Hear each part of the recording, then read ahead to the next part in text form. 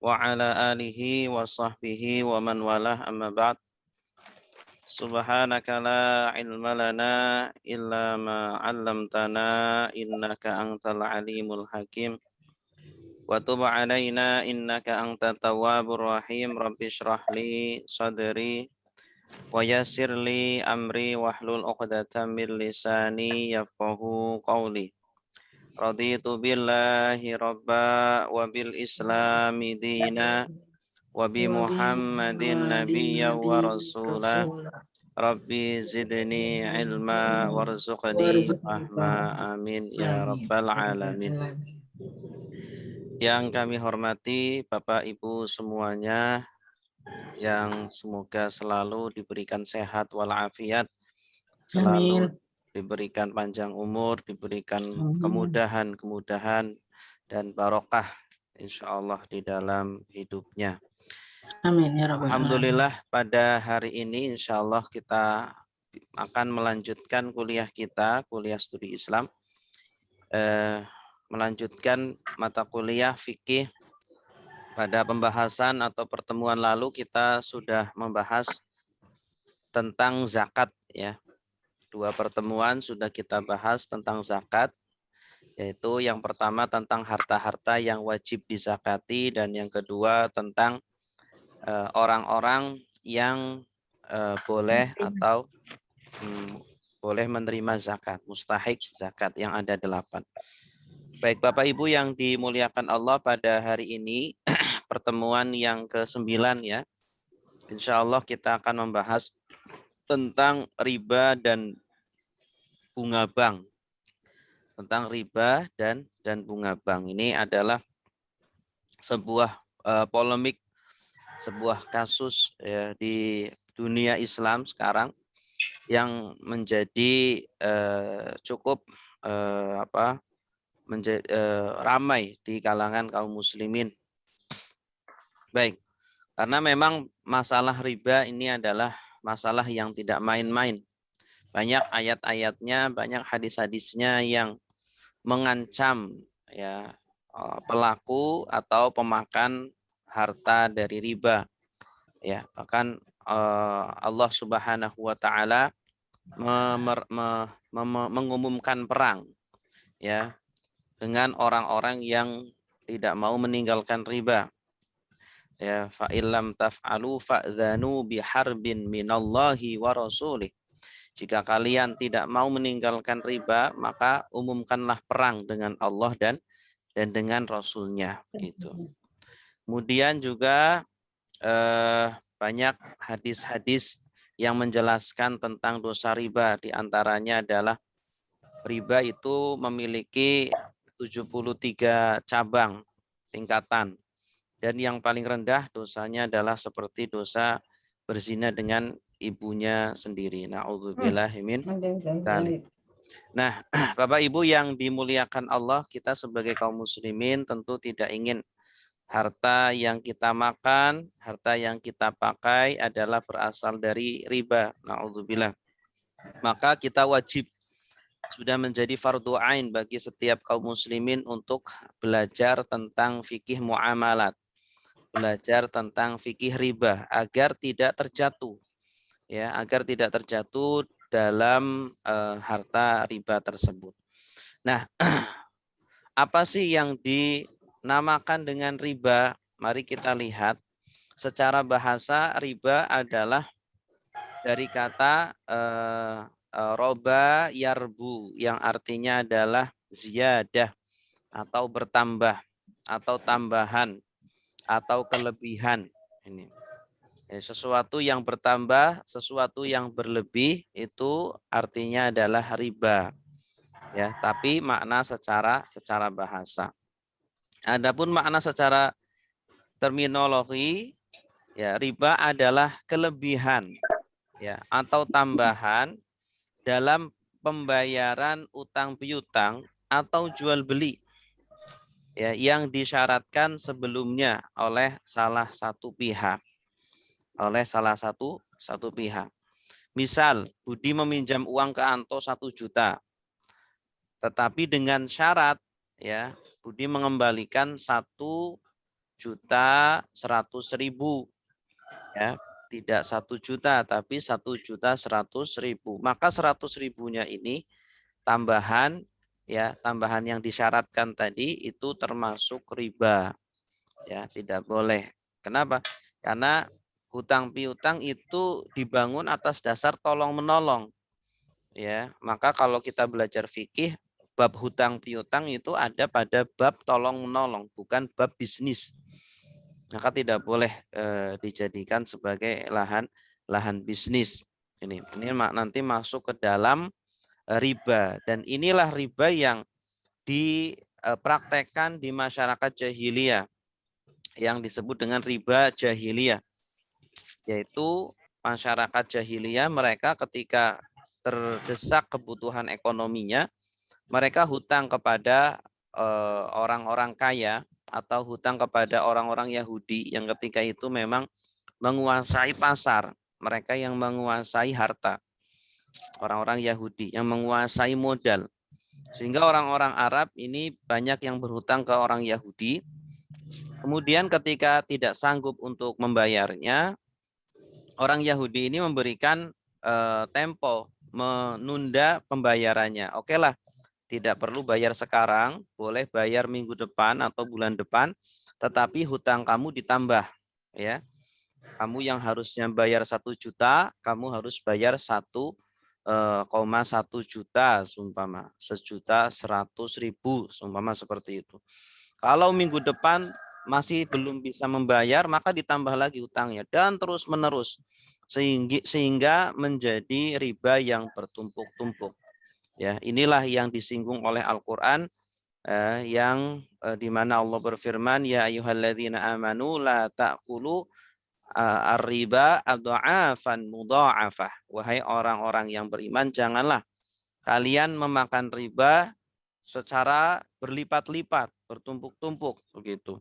Karena memang realitanya di zaman itu banyak orang-orang Yahudi atau orang-orang kaya pada saat itu mengambil banyak riba dari orang-orang yang tidak mampu, melipat-lipatkan riba seperti itu. Walaupun sebenarnya riba baik sedikit ataupun banyak ya tetap diharamkan. Nah, itulah definisi riba ya menurut istilah. Jadi pertambahan atau kelebihan dalam pembayaran utang piutang ya, ataupun jual beli. Nanti ada juga riba yang terjadi pada jual beli. Ya, ada beberapa komoditi atau barang jual beli yang tidak boleh terjadi tambahan dalam pertukarannya begitu. Baik, Bapak Ibu yang dimuliakan Allah, inilah definisi riba secara istilah dan secara bahasa. Nah, sekarang jenis riba. Ternyata riba ini tidak hanya satu macam. Tadi yang kami contohkan ini riba yang terjadi pada hutang piutang. Nah, sekarang ada riba yang terjadi pada akad jual beli. Ya, ada akad jual beli. Jual beli yang dimaksud di sini bisa saja barang ditukar dengan barang ya, tidak harus barang dengan uang. Karena jual beli menurut Islam atau menurut kacamata fikih itu mencakup barter. Sistem barter itu juga dinamakan jual beli, dinamakan bai' gitu. Nah, Bapak Ibu yang dimuliakan Allah, riba itu ada dua macam ya. Bisa terjadi pada jual beli atau pertukaran barang atau terjadi pada hutang piutang. Kalau hutang piutang tadi yang sudah kita contohkan. Nah, adapun yang terjadi pada jual beli, maka ada dua macam. Yang pertama adalah riba fadl, yang kedua adalah riba nasiah. Ya, riba fadl. Fadl itu artinya lebihan, kelebihan atau tambahan. Nah, contohnya apa? A menukar emas 5 gram. Ini maksudnya 5 gram ya. A menukar emas 5 gram dengan 6 gram. 6 gram emas juga. Ke B secara kontan. Nah, di sini ada perbedaan ya, A ngasih 5 gram emas, sedangkan B ngasihnya 6 gram emas kepada A gitu. Maka ada 1 gram itu yang lebih. Maka ini tidak diperbolehkan. Ya, tidak diperbolehkan. Walaupun mungkin kualitas emasnya berbeda. Seumpama yang 5 gram ini adalah emas 24 karat. Kemudian yang 6 gram seumpama tidak 24 karat. Maka tidak boleh. Ya, selagi itu dua-duanya adalah emas, maka tidak boleh ditukar dua barang tersebut secara tidak sama, ya. Walaupun ditukar dengan kontan. Itu. Maka bagaimana caranya? Caranya adalah kalau kita ingin menukar emas itu, maka jual dulu emasnya. Kita jual, kita dapat uang, kemudian uang tersebut kita belikan dengan emas yang kita mau. Seperti itu. Sebagaimana yang terjadi di zaman Nabi, ada sahabat yang ingin menukar kurma. Ya, kurma seumpama satu kilo seumpama ya. Dia ingin tukar dengan kurma yang kualitasnya di bawahnya, tapi dia dapat 2 kilo gitu. Seumpama dia punya kurma ajwa 1 kilo. Dia ingin tukar dengan kurma sukari. Sukari ini kan kurmanya murah, biasa aja. Kalau ajwa mahal. Nah, dia ingin tukar 1 kilo ajwa dengan seumpama 3 kilo kurma sukari. Nah, ini tidak boleh. Kenapa? Karena kurma ini termasuk barang riba, ya.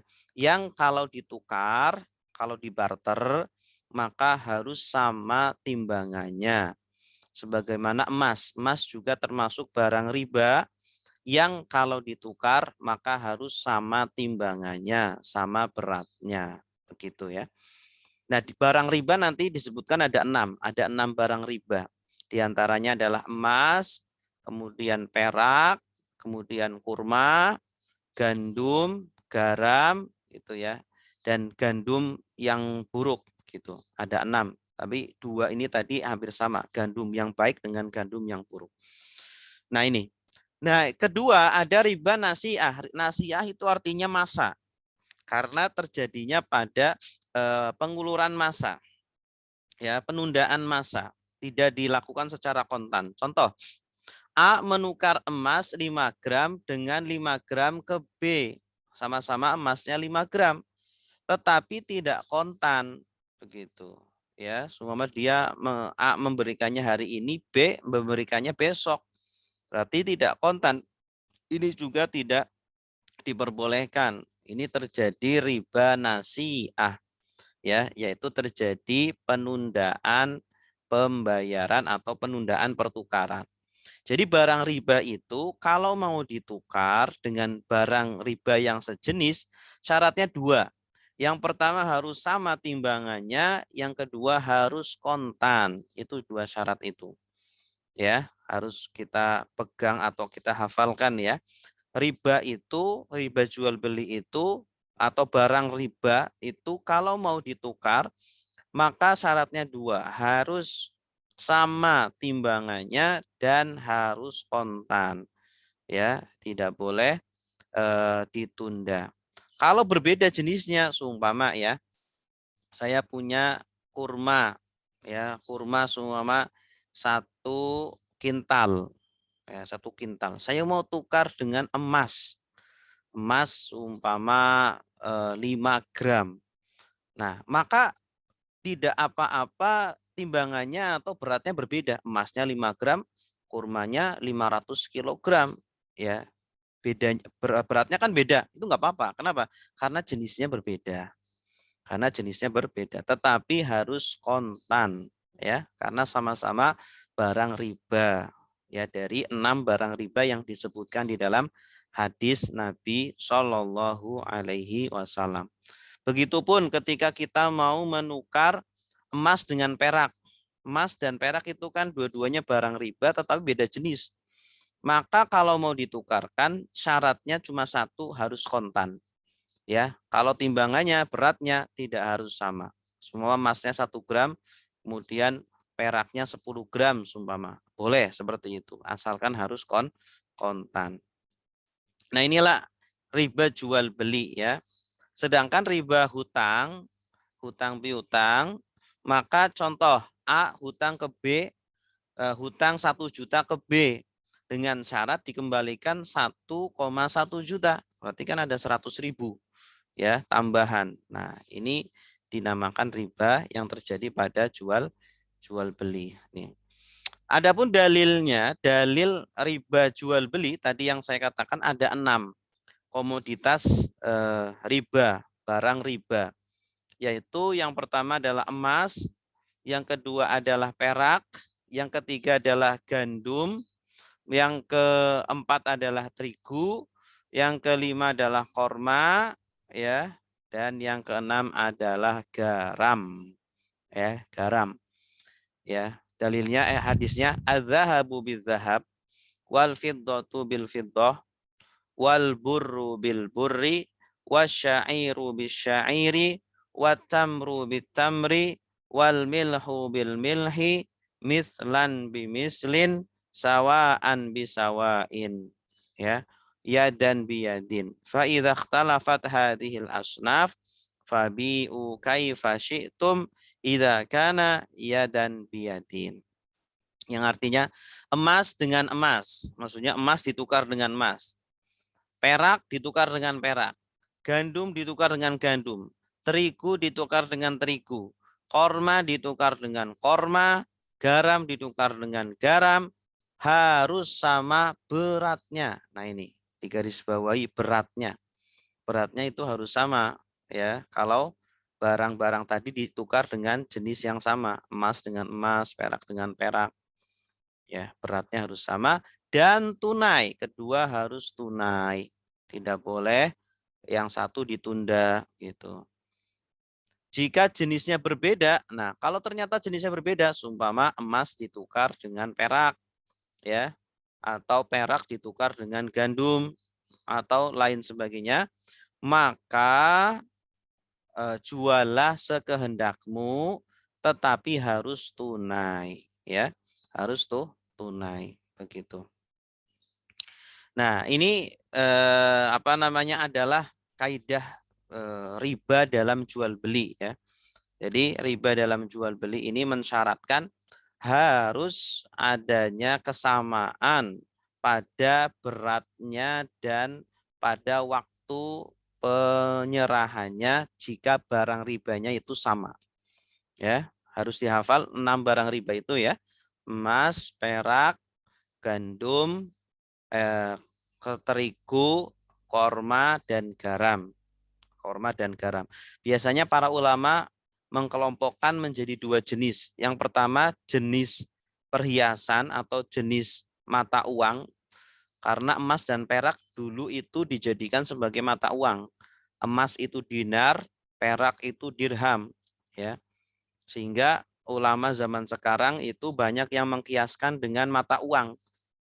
Ya, rupiah, dolar dan lain sebagainya. Jadi rupiah kalau ditukar dengan rupiah harus sama nilainya, ya, sama-sama 100.000 ditukar dengan 100.000, maka harus sama nilainya, walaupun mungkin pecahannya beda. Ada yang 100.000 satu lembar, ada 100.000 tapi sepuluhan ribu, dapat 10 kan.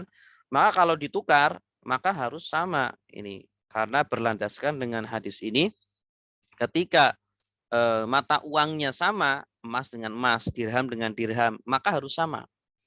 Ya, tidak boleh satu dinar ditukar dengan apa namanya 2 dinar, tidak boleh, harus sama begitu.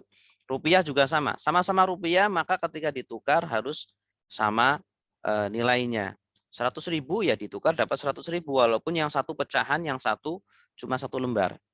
Begitu. Dolar, semua kita mau nukar dolar dengan rupiah, boleh beda enggak? Boleh.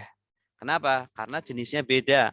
Kalau dolar kan lebih tinggi nilainya, kalau rupiah lebih rendah. 1 dolar 14.000 seumpama. Maka kita tukar 14.000 rupiah dengan 1 dolar. Boleh enggak? Boleh. Asalkan apa? Kontan. Jangan ditunda. Harus tunai. Begitu. Ini penerapan di zaman sekarang seperti itu, ya. ya terjadi pada pertukaran mata uang asing, ya, sehingga pertukaran mata uang asing ini disyaratkan harus tunai, tidak boleh ditunda. Ini kalau terjadi penundaan maka terjadilah riba nasi'ah yang tadi kita jelaskan. Riba nasi'ah, riba yang disebutkan karena penundaan penyerahan barangnya itu atau penyerahan mata uangnya itu. Jadi para ulama mengelompokkan dua jenis. Pertama kelompok mata uang, yang kedua adalah kelompok makanan. Makanan yang dimaksud tadi 4, yaitu gandum, kurma, terigu, dan garam. Ya, maka kelompok ini kalau ditukar sejenis, garam dengan garam, gandum dengan gandum, maka harus sama beratnya dan tunai. Tapi kalau berbeda jenis, maka cukup harus tunai saja, tidak harus sama beratnya. Seumpama gandum ditukar dengan garam, kan nggak harus sama-sama 1 kilo, seumpama tidak harus. Ya, gandumnya semua berapa kilo, garamnya berapa kilo, ya boleh. Asalkan harus tunai begitu. Ya. Kemudian dikiaskan, ada ulama yang mengkiaskan gandum dengan beras. Karena di zaman Nabi itu makanan pokoknya bukan pakai beras tapi pakai gandum. Sehingga apa? Beras pun masuk pada komoditas riba karena sama-sama makanan pokok. Jadi beras ketika ditukar maka harus sama beratnya dan harus kontan kalau sejenis beras dengan beras. Walaupun beda kualitas. Semua ini beras beras basmati sama beras rojo lele, nah, itu kan beda, ya. Kalau beda kualitas tapi jenisnya sama-sama jenis beras, maka harus sama beratnya dan harus kontan, tidak boleh ditunda, begitu. Baik, ini adalah dalil dari riba jual beli. Yang kedua, dalil riba hutang atau pinjaman.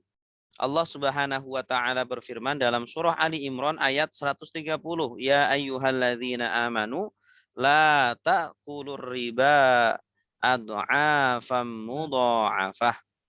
Wahai orang-orang yang beriman, jangan kalian memakan riba dengan berlipat ganda. Itu, ya. Kenapa di sini dikhususkan berlipat ganda? Apakah yang tidak berlipat ganda artinya boleh? Bukan seperti itu. Para ulama menjelaskan kenapa di sini disebutkan berlipat ganda, karena ketika itu orang-orang kaya di zaman jahiliyah atau orang-orang Yahudi, mereka itu memperlakukan pengambilan riba secara berlipat ganda. Seperti tadi yang kami jelaskan, ya. Kalau tidak bisa bayar sekarang, ditunda minggu depan atau bulan depan, tetapi ditambah jumlah hutangnya. Terus sampai bertumpuk-tumpuk, sampai banyak yang tidak bisa membayar hutangnya tersebut, bahkan sampai kemudian mereka menjadi budak, begitu ya. Karena tidak bisa membayar, akhirnya anaknya diambil, dijadikan budaknya, begitu. Nah, inilah keharaman riba hutang piutang. Jadi kalau kita lihat di Al-Quran, rata-rata itu riba yang dimaksud adalah riba hutang piutang atau yang disebut dengan riba jahiliyah. Nah, ada sebuah kaidah riba yang berkaitan dengan riba hutang piutang, ya, yaitu kaidah ulama yang mengatakan kullu qardin jarra naf'an atau jarra manfa'atan fahuwa riba. Ya, kullu qardin jarra manfa'atan fahuwa riba. Ini, setiap qard atau setiap piutang yang mendatangkan kemanfaatan atau keuntungan, maka itu adalah riba. Ya, baik keuntungannya bersifat materi atau imateri. Ya, seumpama kita ngutangin orang nih, kemudian kita minta dibayarnya lebih, ya, kita ngutangin 1 juta, minta dikembalikan 1,1 juta, itu riba, itu ada kemanfaatan materi. Atau kita ngutangin orang nih, tapi syaratnya kamu sini motornya saya pakai. Motornya saya pakai. Buat apa? Ya terserah saya. Buat kemana-mana kayak, atau buat Gojek kayak, atau yang lain sebagainya. Itu juga riba. Tidak boleh. Ya, itu baik sifatnya materi ataupun imateri, itu tidak diperbolehkan. Baik harta ataupun jasa gitu ya, tidak boleh. Ada manfaat dari setiap riba, setiap hutang piutang. Bahkan dulu itu ada sebuah kisah ya, kalau tidak salah Imam Abu Hanifah. Imam Abu Hanifah itu kaya, ya, beliau suka dihutangi sama orang. Nah, kemudian suatu ketika hujan di tengah perjalanan, beliau ingin berteduh. Nah, ketika ingin berteduh, ternyata rumah terdekat ya dari beliau berada ternyata adalah rumah orang yang berhutang kepada beliau. Nah, karena saking hati-hatinya beliau terkena kaidah riba ini, setiap piutang yang mendatangkan manfaat maka itu adalah riba. Beliau tidak mau berteduh di rumah orang tersebut. Ya, takut apa? Takut mengambil manfaat dari hutang yang dia berikan kepada orang tersebut. Itu saking hati-hatinya Imam Abu Hanifah gitu. Kemudian Imam Ibnu Qudamah juga berkata di dalam kitabnya Al-Mughni, wa kullu qardin syarata fihi an yazidahu fahuwa haramun bi ghairi khilaf. Setiap piutang yang mensyaratkan adanya tambahan maka itu adalah haram, ya. Hal ini tidak diperselisihkan oleh para ulama. Para ulama sepakat setiap hutang yang mensyaratkan, ya, perlu digarisbawahi, mensyaratkan. Kecuali kalau tidak mensyaratkan ya. Seumpama bagaimana? Seumpama kita utang kepada orang 1 juta, kemudian tidak ada syarat apa-apa. 1 bulan lagi ya saya bayar ya, 1 bulan lagi. Nah, ketika datang bulan depan, inisiatif dari saya sendiri yang hutang, saya nambahin, saya bayar 1.100.000 lah sebagai tanda terima kasih gitu. Kasih nih Mas, saya bayar utang saya 1.100.000. Orangnya bilang, loh kok ada tambahan 100.000 ini, gitu. Enggak apa-apa, itu sebagai terima kasih saya karena jenengan sudah bantu saya. Nah, kalau seperti itu tidak apa-apa. Itu tidak termasuk riba karena tidak disyaratkan di awal gitu ya. Seperti Nabi dulu, Nabi pernah berhutang kalau tidak salah itu kambing ya, kambing atau ontak saya lupa. Nah, ketika beliau melunasi kambingnya tersebut atau untanya tersebut, beliau kan utangnya kambing yang kecil, kambing yang masih kecil ya. Mungkin cempek lah kalau bahasa Jawanya, cempek. Terus orang Yahudi itu atau orang yang menghutangi itu nagih, wahai Nabi, mana kambing cempenya? Ini sudah jatuh tempo, cepetan dibayar gitu kan. Nah, kemudian Nabi minta ke sahabat, coba cari di belakang rumah ada kambing ini enggak cempek, soalnya saya hutang kambing cempek. Nah, ternyata di belakang rumah enggak ada. Adanya kambing yang besar-besar. Kemudian Nabi dengan legowo, ya sudah, kasih yang besar enggak apa-apa gitu kan. Nah, orang Yahudi itu atau orang yang menghutangi itu senang bukan main ya. Kenapa? Karena dia ngutangin cempek dapatnya apa? Kambing yang sudah besar, tentu kan lebih mahal begitu. Nah, yang seperti itu dibolehkan ya. Bahkan Nabi menganjurkan ya, sebaik-baiknya kalian adalah yang paling terbaik dalam membayar hutangnya. Ya, yang paling terbaik dalam membayar hutangnya. Di antaranya apa? Ketika bayar hutang jangan ditunda-tunda. Walaupun belum jatuh tempo, kalau sudah ada uang bayar. Gitu. Yang kedua, ketika membayar hutang sebisa mungkin kita yang datang ke orang yang hutangin. Jangan kita malah ditunggu digedor pintunya gitu ya.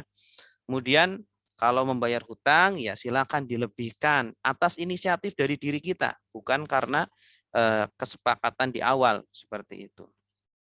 Baik. Bapak Ibu yang dimuliakan Allah, itulah tentang riba ya, riba jual beli dan riba hutang. Yang selanjutnya ini adalah tentang hukum bunga bank. Nah, ini permasalahan yang tidak pernah ada di zaman Nabi Shallallahu Alaihi Wasallam, permasalahan yang baru bahkan di zaman para ulama yang empat, Imam Abu Hanifah, Imam Malik, Imam Syafi'i, Imam Hambali, dan seterusnya sampai sekitar ya abad berapa itu mulai berdirinya bank ya. Jadi kalau kita lihat di kitab-kitab klasik para ulama tidak ada hukumnya tentang hukum bunga bank. Kenapa? Karena ini permasalahan baru, permasalahan kontemporer berkaitan dengan bunga bank ya.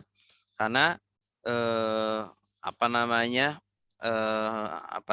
itu akadnya itu berbeda dengan yang terjadi di zaman dahulu ini.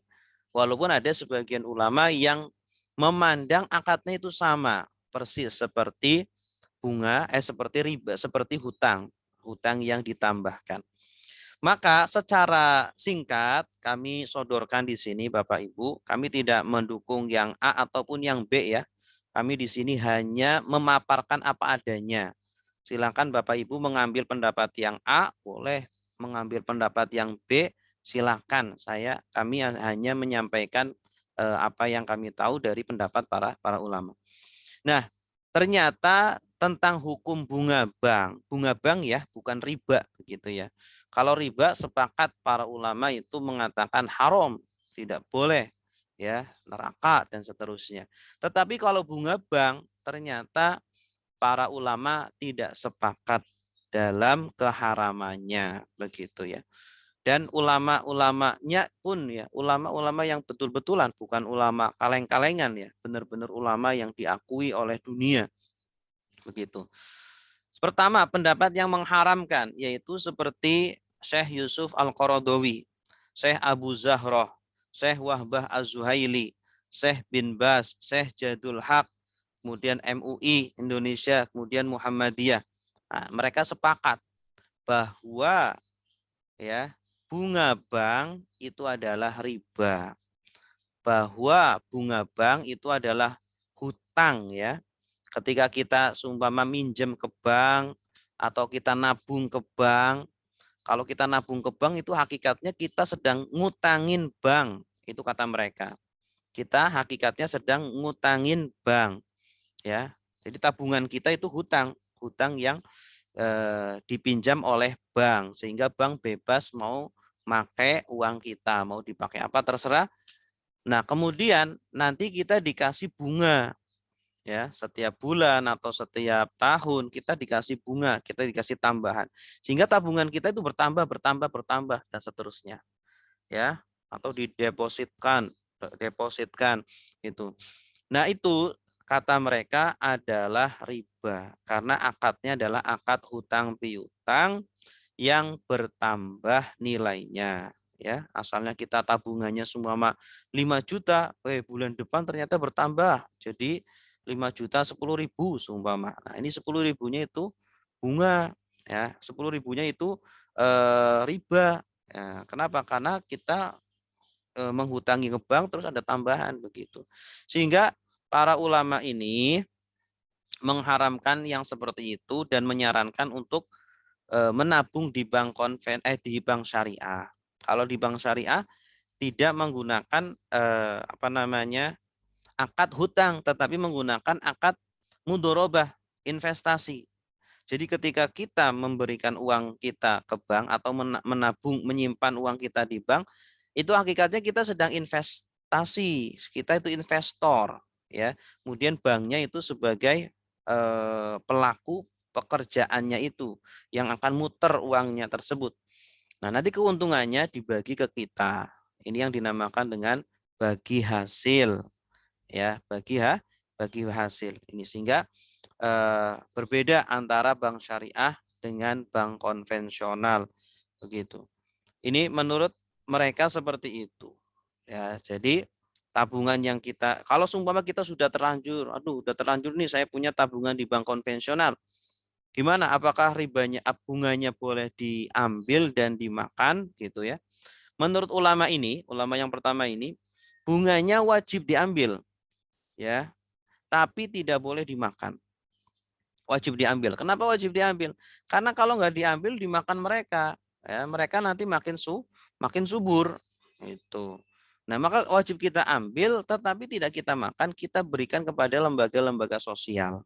Ya, diberikan kepada lembaga-lembaga sosial. Nah, ini para ulama bolehkan, ya, untuk seumpama untuk jembatan, untuk bangunan, untuk bikin jalan dan seterusnya. Bahkan untuk membeli mushaf pun boleh. Bahkan untuk membeli mushaf pun boleh. Atau untuk para pelajar itu. Kayak LPDP itu kan kalau tidak salah itu dananya itu berasal dari itu, dari apa namanya, dana uang yang digelembungkan di bank, kemudian berbunga dan lain sebagainya. Kemudian uang tersebut diberikan kepada para penerima beasiswa LPDP itu, ya. Ini para ulama membolehkan selagi tidak dimakan oleh sendiri tetapi digunakan untuk lembaga sosial seperti itu.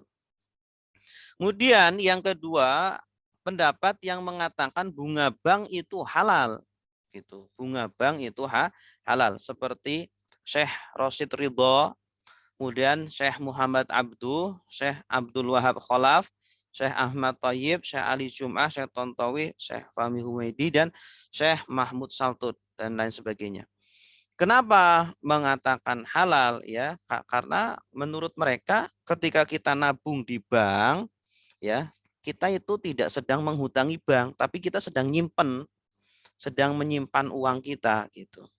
Kita nyimpan uang kita, kemudian mungkin atas apa namanya, atas wujud terima kasih dari bank, apresiasi dari bank kepada kita karena sudah percaya kepada mereka, kemudian kita diberi bunga gitu. Nah, maka yang seperti itu menurut mereka tidak diharamkan.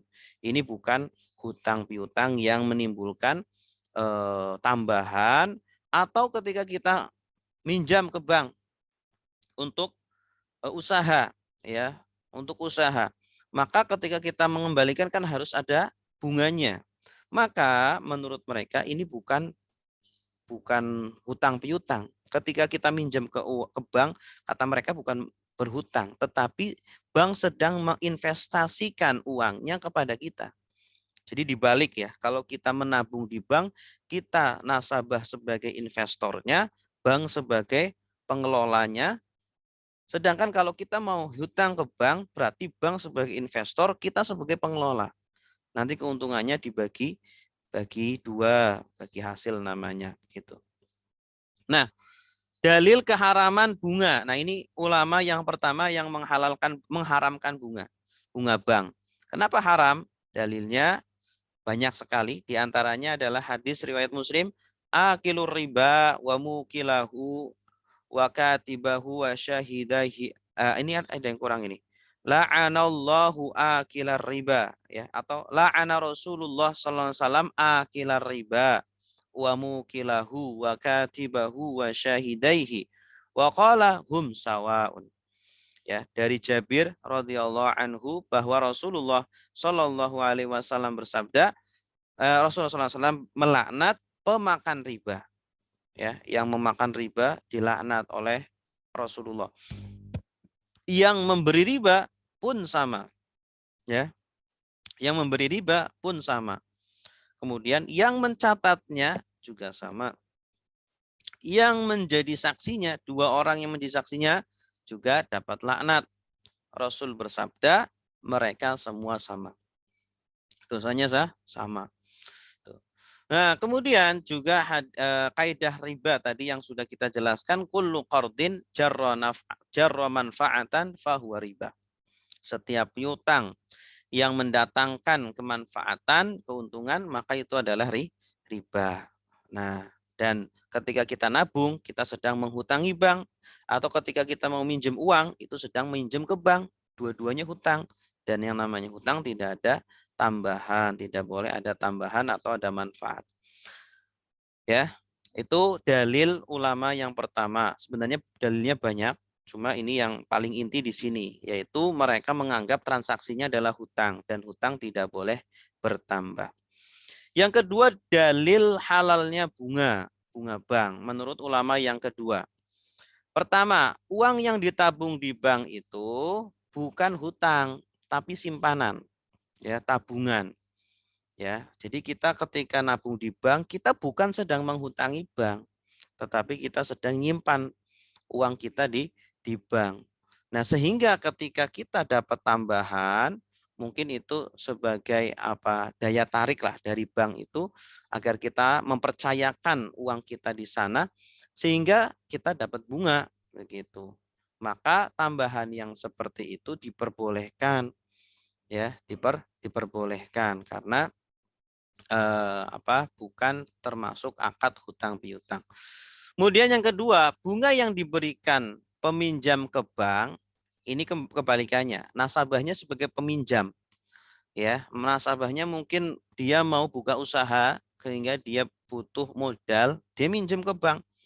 Nah, ketika dia meminjam ke bank, ya, itu bukan bunganya itu, tambahannya itu, ketika dia melunasi utang kan harus membayar bunganya juga. Bunga yang diberikan itu bukan riba, tetapi itu bagi hasil.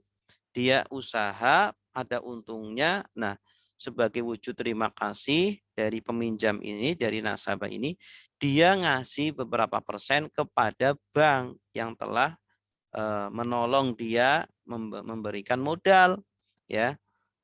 Ya, kemudian walaupun sudah ditentukan di awal, kenapa?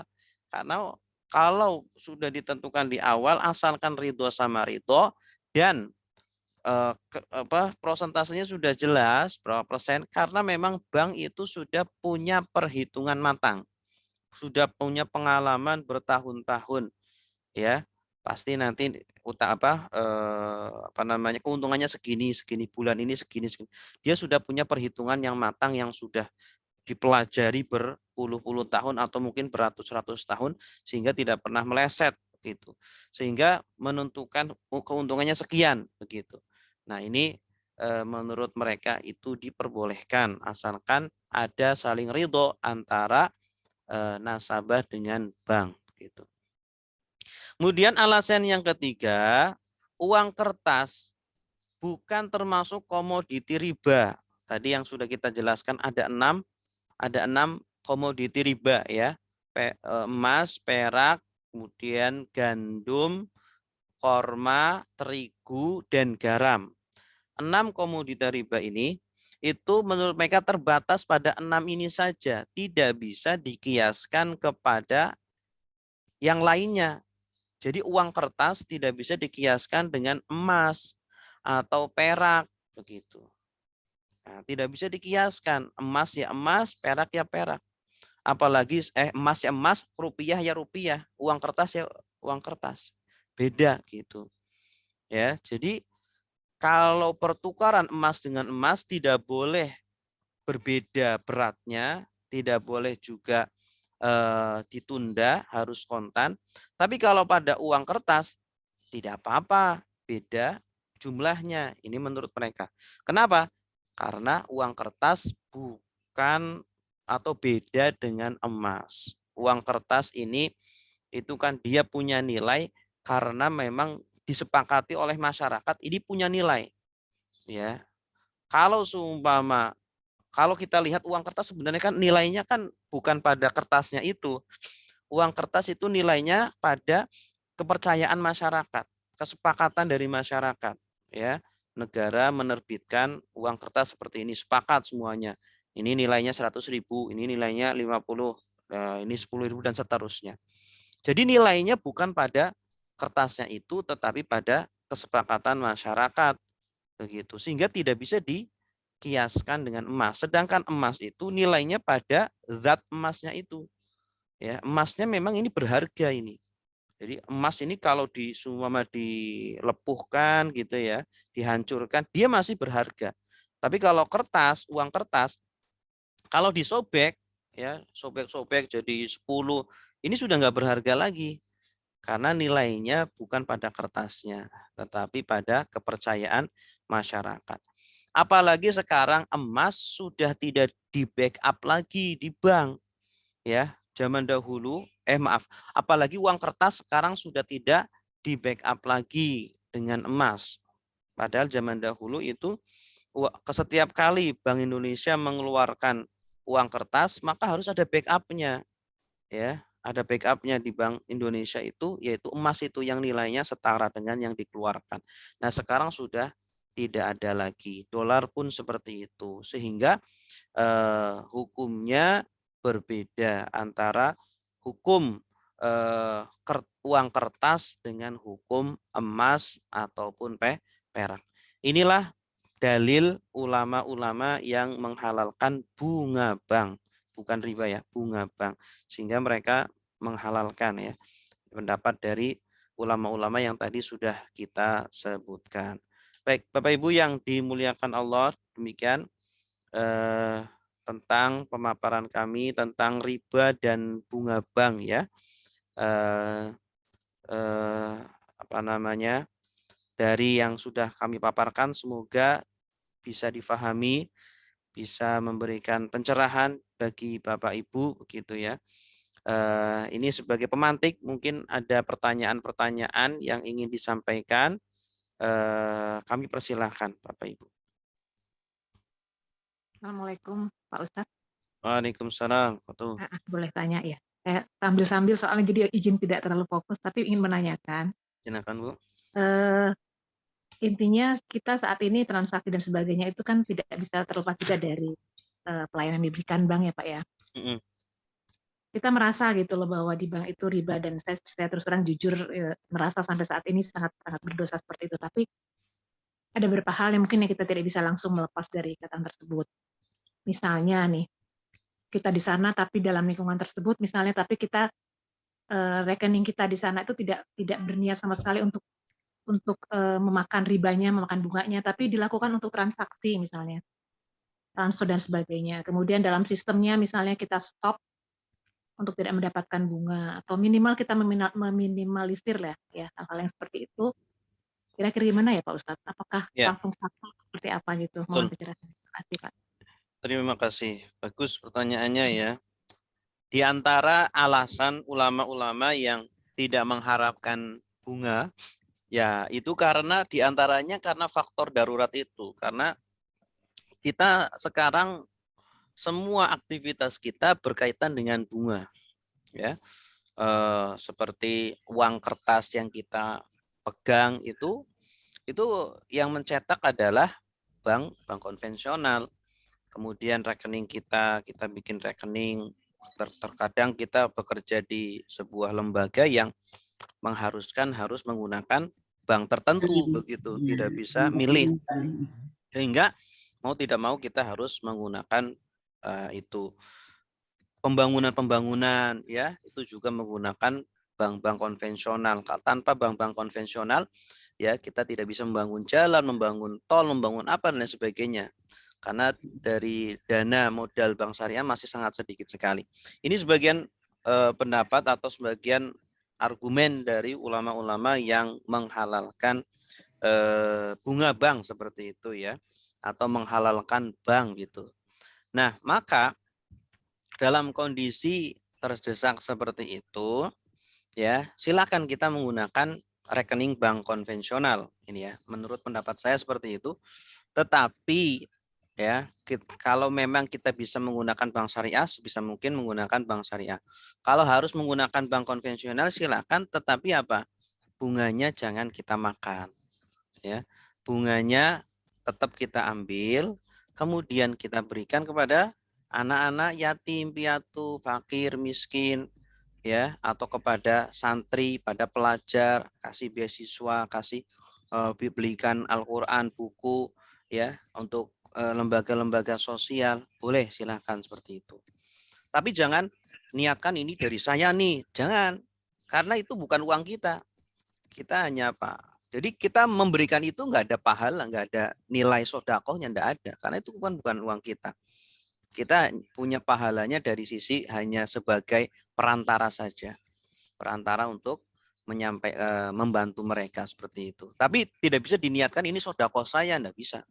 Atau ini zakat saya, nggak bisa. Ya, itu bukan harta kita. Kita hanya menyelamatkan dari lembaga bank yang mungkin nanti akan justru menyuburkan mereka seperti itu. Wallahu a'lam. Assalamualaikum Pak Ustadz. Waalaikumsalam. Saya mau bertanya atau sekadar melihat aja ya Pak Ustadz ya.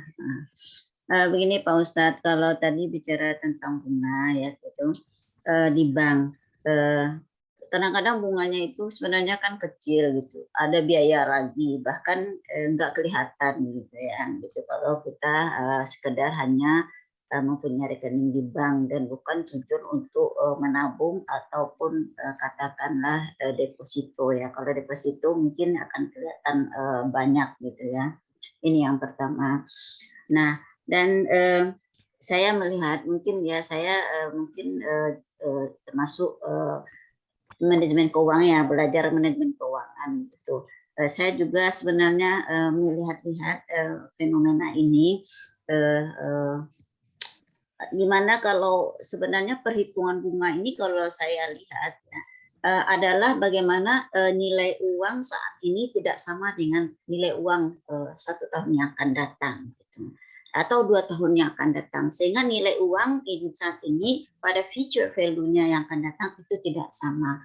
Nah ini yang saya lihat, saya perhatikan yang dimaksudkan bunga di bank di sini gitu.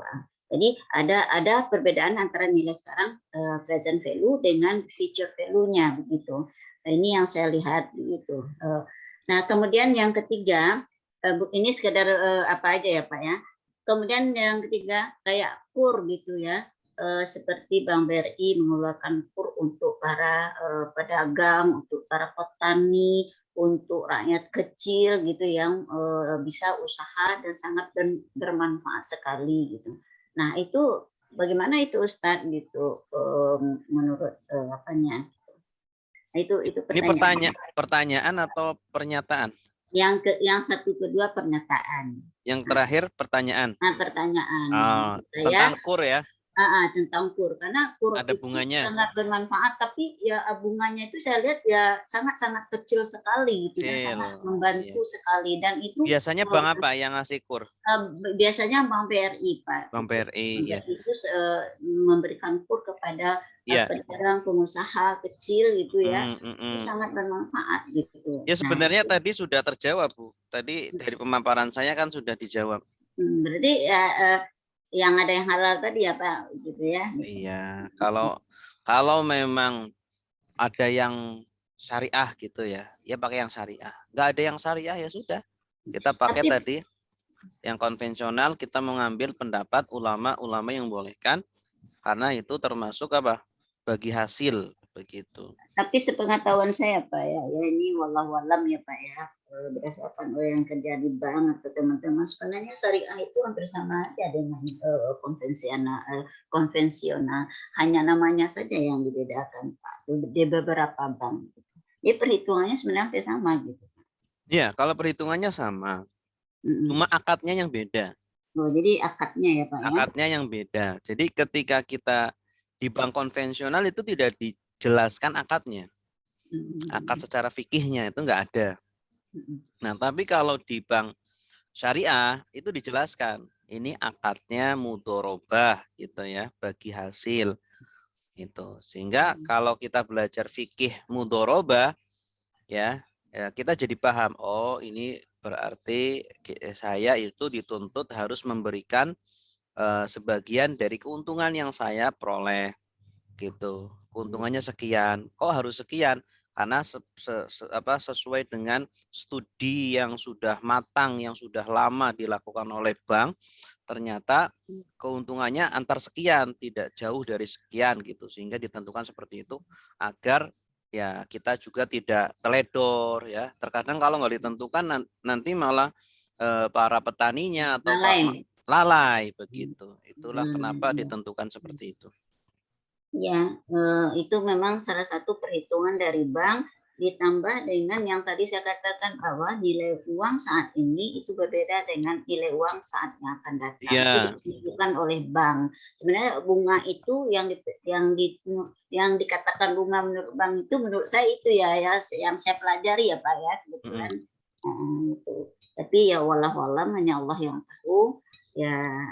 Ibu pensiunan bank? Enggak, Pak, saya dosen, Pak. Saya mengajar manajemen keuangan, Pak. Jadi dosen manajemen keuangan, Pak. Oh iya. Kirain apa pensiunan bank. Enggak, saya dosen, kebetulan juga bisnis ini, Pak. Apa namanya? Wedding, Pak. Jadi kalau di HP ada weddingnya, Bapak lihat. Begitu, Pak. Ya. Terima kasih ya, Pak. Ustadz, mau tanya? Silakan. Ya, Silakan. saya ada pertanyaan Pak Ustadz. Saya tulis juga di apa? Oh iya. Sebenarnya. Mungkin ya bisa langsung aja. Yang pertama, jual beli tidak jelas jumlah dan berat. Seperti beli mangga masih di atas pohon. Itu nggak boleh. Dagangnya ya dia melihat aja ada perhitungan. Oke, saya beli segini. Ya, tapi terjadi ridho kedua belah pihak. Nah, itu gimana? Masih itu kan tidak jelas dari jumlah pun dari berat. Itu yang pertama. Yang kedua, kalau di kampung itu dijawab dulu ya. Bentar, Pak. Oke. Dijawab dulu biar nggak lupa. Nah, jual beli itu disyaratkan harus diketahui harga dan barangnya. Tidak boleh kita beli barangnya apa, beratnya berapa, ya, spesifikasinya seperti apa, kita tidak tahu. Nah, ini tidak boleh karena akan merugikan salah satu pihak. Harganya juga harus jelas, berapa harganya itu harus jelas. Nah, ini memang dilema di masyarakat ya. Ada jual beli ijon. Jadi kita semua punya padi atau punya mangga atau punya buah apa. Ada tengkulak yang datang. Ini saya tebas ya, saya beli ya padinya atau mangganya. Nah, semua satu pohon mangga. Wah, ini saya beli 500.000 nih, langsung cash gitu. Nanti setelah 1 minggu atau setelah 1 bulan dia datang lagi untuk memanen mangga itu. Nah, ini yang seperti ini sebenarnya tidak jelas barangnya, mangganya kan belum dipetik gitu ya. Walaupun dia sudah memperkirakan, tapi kan nggak tahu ke depannya barangkali ada hama datang atau ada angin puting beliung atau apalah nggak tahu gitu.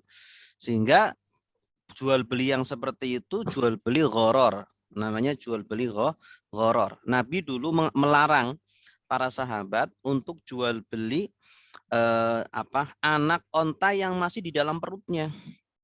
Saya beli ini anak onta, padahal dia masih di dalam perutnya, itu dilarang oleh Nabi. Nah, ini mirip seperti kita membeli mangga yang masih di pohonnya, dia masih istilahnya apa kalau ini masih muda, belum jelas, belum jadi, sudah dijual gitu. Takutnya nanti malah nggak jadi. Seperti itu. Maka solusinya bagaimana? Kalau boleh saya kasih solusi, sistemnya jangan seperti itu, tapi sistemnya itu membeli per kilo. Ya, kita bilang semua kita pembelinya ya. Bapak, saya beli mangganya. Per kilo mau dijual berapa, Pak? Sumama, udah dijual aja per kilo 5.000 sumama. 5.000. Oke lah. 5.000. Oke, nanti saya kasih DP dulu ya, Pak. Itu sumama kasih berapa? 200.000.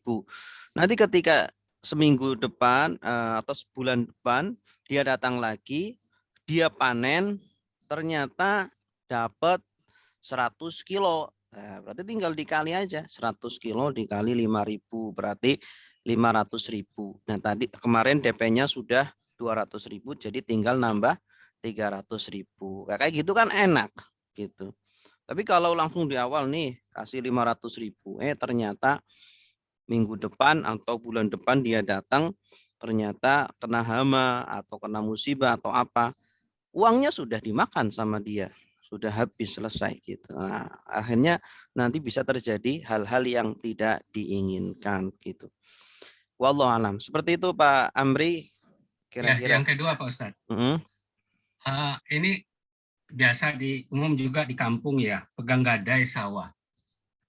Nah, sawah dijual, ya bentuknya dijual, tapi sampai dia punya uang lagi untuk menebus. Jadi tanahnya dijual misalkan ya dalam emas ataupun dalam rupiah ya, dalam emas biasanya. Misalkan satu sawahnya dijual 1 emas. Nah 1 emas sampai dia tanah itu masih punya dia. Nah sampai dia punya uang lagi penebus 1 emas, maka sawah itu ditebus. Itu hutang kali. Hutang Tapi selama atau yang memegangnya, nah itu memanfaatkan sawah itu. Oh iya. Hasilnya dibagi 2. Hasilnya bedanya ya beda, itu kondisinya. Iya ya. Bedanya antara jual beli dengan hutang ya. Kalau jual beli itu harus tidak boleh digantungkan. Ya. Jadi kita beli sesuatu ya udah sampai kapanpun, tidak boleh disyaratkan. Ya, saya jual ini tapi dengan syarat nanti sebulan lagi saya beli lagi. Itu enggak boleh. Ya, jual beli itu harus abadan, harus alat takbid, tidak boleh sementara. Tidak ada jual beli sementara. Sebagaimana tidak ada nikah sementara.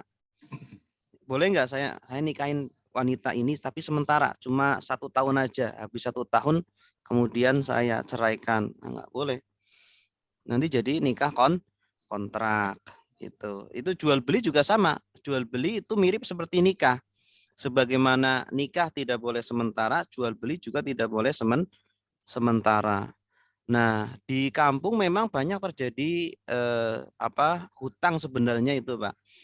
Jadi petani yang tidak mampu, dia butuh modal apa gitu ya. Akhirnya dia ngutang kepada orang yang mampu, tetapi syaratnya sawahnya dipegang sama pemberi hutang itu, digarap sama dia gitu, sampai dia sanggup membayar, kemudian diberikan. Nah ini juga ya diantara yang perlu diluruskan di masyarakat seperti itu, jangan seperti itu ya. Akhirnya nanti petaninya ini semua sawahnya itu sawah satu-satunya, dia nggak bisa menghasilkan lagi. Dari mana dia menghasilkan lagi? Uang asetnya dipakai oleh orang lain seperti itu. Inilah yang perlu perlu legowo lah dari masyarakat ini. Seharusnya ketika dia memberi hutangan, pinjaman, harusnya ya dengan ikhlas, tidak ada embel-embel apa-apa. Memang terkadang ya pemberi hutang pun penghutang pun, peminjam pun terkadang tidak tahu diri. Ya, dia berhutang nggak dibayar-bayar. Dia berhutang, dia yang lebih galak daripada yang memberi hutang. Itu pun ya penghutang yang tidak tahu diri juga kan. Dia pun ya harus tahu diri. Nah, salah satu biar dia tahu diri ya diantaranya itu ada namanya gadai. Ya, jadi ketika dia mau berhutang, dia harus menggadaikan asetnya, mungkin sawahnya atau motornya atau rumahnya. Silakan dia gadaikan dengan kesepakatan kalau dalam waktu tertentu dia tidak sanggup membayar hutangnya, maka yang digadaikan itu boleh dijual. Tapi selama dia sedang digadaikan asetnya ini tidak boleh digarap. Tidak boleh digarap gitu. Karena itu mengambil manfaat gitu. Nah, maka untuk menghindari ya keteledoran dari penghutang ya, dan untuk memberikan rasa ketenangan bagi pemberi hutang, maka ada namanya akad gadai gitu. Akad gadai itu. Wallahu a'lam. Cukup, Pak Amri? Ya, cukup. Ya. Ada lagi, silakan. Kalau nggak ada, saya boleh bertanya lagi nggak, Pak Ustadz? Ya, bentar ini Bu, ada pertanyaan yang tertulis. Ada, ya lanjut. Bicara riba, ini dari Pak Heri, bunga bank dan lain sejenisnya menjadi sesuatu yang dihormati karena dalilnya sangat jelas dalam Quran, hadis yang mengingatkan. Tetapi dalam prakteknya, dalam pemerintahan dan dunia bisnis yang sifatnya, apalagi yang sifatnya global, apalagi prakteknya dalam pasar nasional, pasar modern, pasar umum, lebih semua dikuasai oleh maka saya tidak lebih, apalagi seperti transaksi ekspor semuanya terlepas. Iya, ini pertanyaannya apa ini Pak? Sebagai tambahan dalam konteks tidak mengenal time value nilai waktu, bagaimana kalau kita ingin memproyeksikan suatu kita dengan ekonomi syariah tidak mengenal nilai waktu, bagaimana kalau kita memproyeksikan? Iya, memang kalau tadi yang dikatakan oleh Ibu Nurlela ya, memang nilai uang itu mengalami inflasi. Inilah yang menjadikan salah satu alasan kenapa bunga bank itu dihalalkan menurut sebagian ulama. Karena nilai mata uang itu tahun sekarang berbeda dengan kapan? 5 tahun berikutnya gitu kan. Sehingga mereka membolehkan itu bunga bank. Kalau dalam bank syariah ya sama aja. Mau tahun sekarang mau tahun kapan ya itu nilainya tetap dipandang sama, maka hutangnya sekian ya bayarnya sekian, seperti itu. Memang seperti itu ya, delimanya di situ. Maka ya sebenarnya di dalam syariah sudah memberikan solusi-solusi ya. Kalau memang lembaga keuangan itu ingin mengambil keuntungan dari masyarakat, ya lebih baik jangan menggunakan akad hutang tetapi menggunakan akad yang lain. Seperti akad mudharabah ya, atau akad ijarah. Ijarah itu sewa menyewa, atau akad murabahah. Murabahah itu akad jual beli dengan laba, dengan keuntungan. Dan akad-akad yang lainnya yang sudah ditawarkan oleh fikih ya, atau ditawarkan oleh syariah yang bisa menjadi produk-produk atau ya, itu sudah menjadi produk-produk di bank syariah seperti itu ya. Memang benar kata Ibu Nurlela tadi, antara bank konvensional dengan bank syariah perhitungannya itu sama, ada tambahannya juga ya kan, ada administrasinya juga, tapi yang membedakan apa? Akadnya itulah yang membedakan ini, begitu ya. Baik, silakan kalau ada pertanyaan lagi. Ya Pak Ustadz, saya mau nanya. Ya, silakan Bu. Ya, ini ada kasus Pak, kita kan niatnya kan meminjamkan uang kepada seseorang. Terus yang bersangkutan supaya dapat pinjaman tadi, dan ini benar-benar tanpa bunga, hanya niatnya menolong. Terus yang bersangkutan menyerahkan sebenarnya itu surat berupa AJB tanah yang sebenarnya itu juga tidak bisa diapa-apakan. Dimanfaatkan juga nggak bisa, ini diapa-apakan juga nggak bisa, tetapi hanya komitmen saja. Itu pun sudah begitu pun Pak, yang bersangkutan itu tidak merasa ditolong, tidak segera melunasi pinjaman-pinjamannya.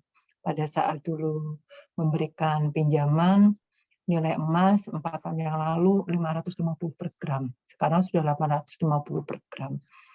Jadi sebagai pihak yang memberikan pinjaman, ya kalau kondisinya seperti ini kita terus terang saja merasa orang ini percuma untuk ditolong. Nah sekarang posisinya yang bersangkutan itu tidak segera menyelesaikan kewajiban-kewajibannya, walaupun sudah ada surat yang ibaratnya tadi digadaikan tetapi tidak memberikan manfaat apapun, karena kalau AJB kan juga tidak bisa dieksekusi. Terus yang kedua, yang bersangkutan tidak segera menyelesaikan kewajibannya, bahkan dia mau konsumsi, mau usaha-usaha yang lain, tapi tidak segera menyelesaikan kewajibannya. Nah, terus dari sisi pihak si pemberi tadi, istilahnya tadi, nilai uang yang dulu sudah diberikan pada saat itu diberikan karena kan asumsinya kan mau menolong tetapi jangan jangka waktu 1 tahun.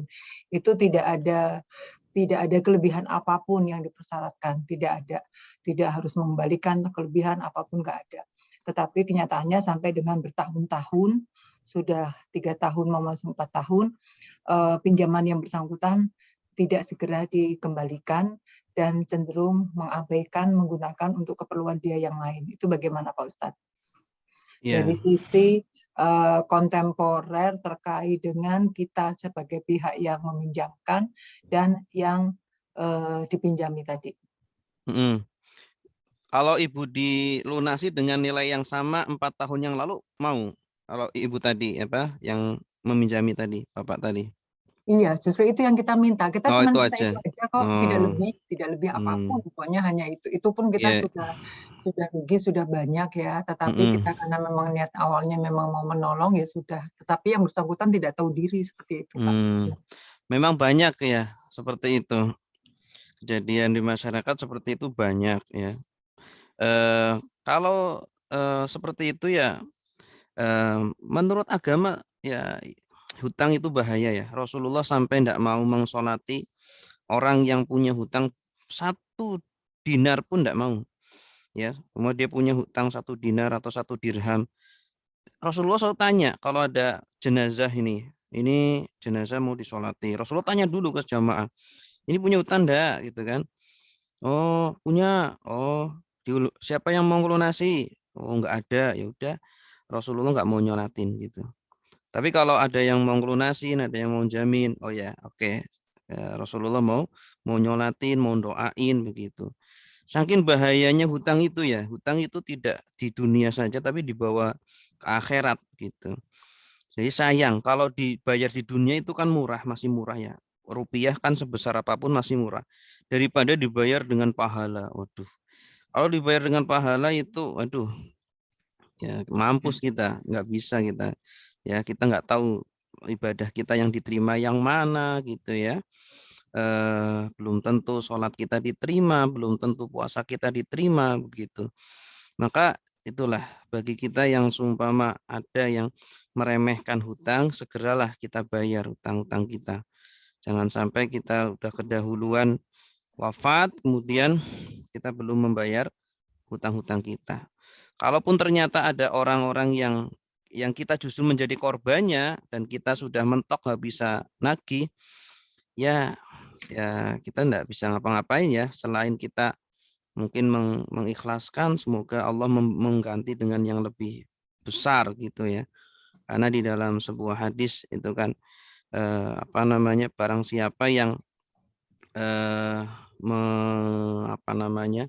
memudahkan atau ya diantaranya dalam melunaskan hutangnya orang, membebaskan hutangnya orang, ya maka Allah akan berikan kemudahan nanti di akhirat dan di dunia, fit dunya wal akhirah, ya. Barang man yassara an mu'sirin, ya, fit dunya yassarallahu fit dunya wal akhirah. Barang siapa yang memudahkan atau membebaskan beban orang di dunia, maka Allah akan bebaskan beban dia di dunia dan di akhirat. Ya, kita yakin kalau kita bebaskan walaupun orangnya mungkin seperti itu ya, insya Allah Allah akan ganti dengan Allah memberikan kemudahan ya, meringankan beban kita di dunia ataupun di akhirat gitu. Itu Bu. Wallahu alam. Ya Pak, baik. Jadi serahkan semuanya kepada Allah gitu ya Pak. Kalau semua dia datang tiba-tiba sadar, ya alhamdulillah. Gitu. Tapi kalau kita ya silakan. Sudah. Ya sudah Pak. Ya, ini mengenai ini Ustadz riba jual beli yang nasiah, yang ada masanya, ada tempo. Nah ini apakah ada ukuran temponya sampai apakah dalam 1 hari atau memang misalnya seperti ini ada mau jual beli dolar misalnya dengan di money changer, ternyata memang pada saat itu tidak tersedia sehingga money changernya nanti 2 jam lagi baru ada, kan harus tunai kalau di sini ya walaupun beda mata uang tapi harus tunai. Nah tunai ini ukurannya hari apa harus sama jam yang sama, kalau beda jam seperti apa gitu? Kasih. Harus sama, harus pada waktu itu juga, Pak. Tunai itu harus pada waktu itu juga. Kalau semua pada jam itu enggak ada, ya kita tunggu. Kita tunggu sampai sudah ada, baru ketika itu kita kasihkan uang yang akan kita tukar gitu. Tunai ya, dan biadin artinya itu tangan dengan tangan. Jadi ya benar-benar tangannya seperti tangan sedang menjabat tangan saudara kita. Tukeran gitu ya. Iya, tukeran tangan itu. Bahasanya seperti itu. Gitu. Oke. Ya, kasih. Oke, sama-sama. Ibu Sri izin bertanya, berapa persen dari keuntungan yang boleh kita ambil dari proses jual beli? Kalau keuntungan jual beli itu enggak ada patokannya, boleh mengambil berapa persen, Bu. Bebas, ya, kita bebas. Ya, bebas menentukan keuntungan berapa. Oh iya, Ustaz. Asalkan jangan nimbun. Nah, iya. menimbun itu enggak boleh. Iya. Cuma sekarang minyak goreng lagi mahal, kita timbun gitu kan. Nah, itu haram, tidak boleh. Iya. Ada hadisnya orang yang menimbun itu berdosa. Saya lupa hadisnya. Iya. Nah, itu tidak boleh. Nah, jadi kecuali kalau memang kita tidak menimbun, semua memang kita punya barang sendiri, kita mau jual dengan nilai berapa terserah kita. Oh, iya. Asalkan kita tidak nipu. Oh, Iya.